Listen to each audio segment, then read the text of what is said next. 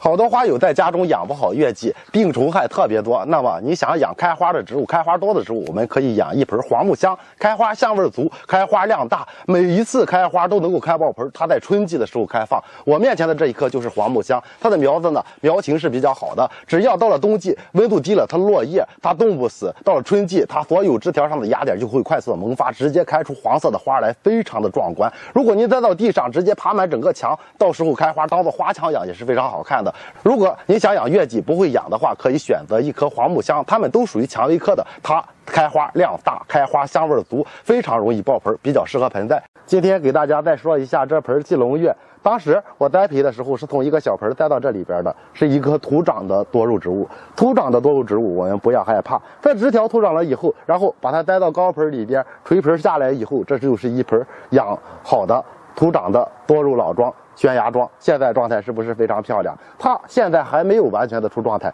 因为我在大水大肥给它浇灌着，让它快速的长。我们可以看到它现在的状态逐渐的变红了。如果光照充足，开始控水的话，会非常的红。但是呢，它顶部的枝干上边光秃秃的不好看，我呢就给它浇水施肥跟上。这个季节还在生长，它上边就在不断的出小芽。这些小芽如果长起来长大了以后，上边丰满，下边垂下来，是不是也非常的漂亮？多肉植物土长不可怕，我们只需要把它换一个高盆，让它变成悬崖桩，就非常的好看了。因为它土长了以后，底部的叶片给它撸掉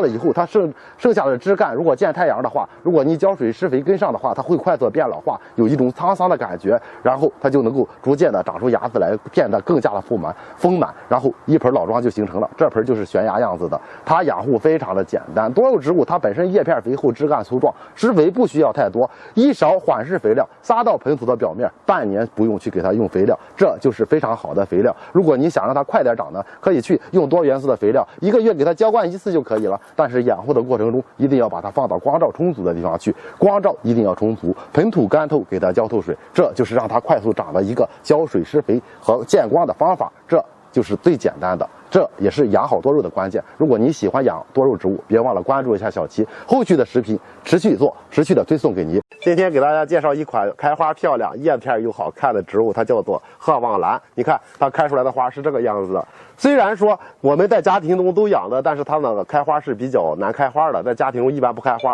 如果单独养的话，养小苗的话，观赏叶子也是非常漂亮的啊。这种植物呢，它是比较耐阴的，但是它是非常喜光的，所以说你把它放到光照充足的地方去，才能够有利于它开花。它开花的话，要植物长到足够大才能够开放，千万不要以为小苗也能够开花，这是不对的哈。如果说你家庭中光线不足，想养绿植的话，想养净化空气、能够美化家居环境的植物的话，这个鹤望兰就是非常好的选择哈。它养护的话，我们平常在它盆土表面撒点缓释肥料，1个月3个月去给它撒一次，这样保持着盆土的基本养分。盆不要用太大的，盆土土表干了，及时的给它浇透水，再去定期1个月给它1到2次的这种复合肥料浇灌着，就能够养得非常的好哈。这就是它的养护方法。如果你喜欢的话，也可以购买上一颗。好了，今天就到这里吧。